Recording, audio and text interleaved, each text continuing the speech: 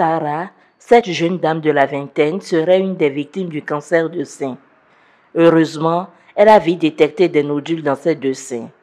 Je pense que j'ai découvert que j'avais un nodule dans le sein il y a de cela 4 ou 5 ans.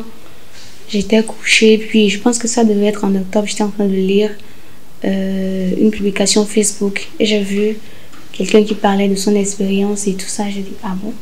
Donc je me suis dit, attends, je vais tâter mes seins.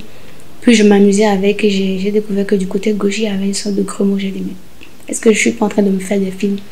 Non, ça n'a pas de sens, c'est pas possible, ce serait trop beau, ce serait une coïncidence qui n'aurait pas de sens en fait.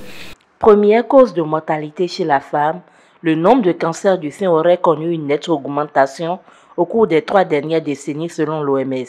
En 2019, plus de 685 000 cas de décès ont été enregistrés, surtout dans les pays en développement, où le dépistage et l'accès au traitement peinent à décoller.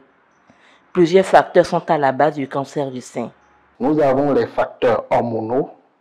Et dans les facteurs hormonaux, vous avez la puberté précoce avant 12 ans, la ménopause tardive après 55 ans, l'obésité, d'accord?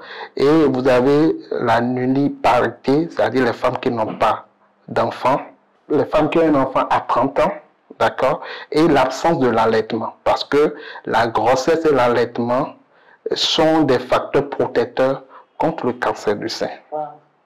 Pour éviter, voire réduire la virulence de ce mal, des précautions sont à prendre.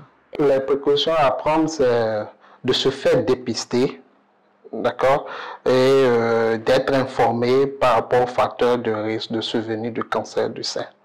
Et aux hommes qui sont les maris, c'est d'encourager leurs femmes à se faire dépister et aussi à la maison de les aider à faire l'autopalpation.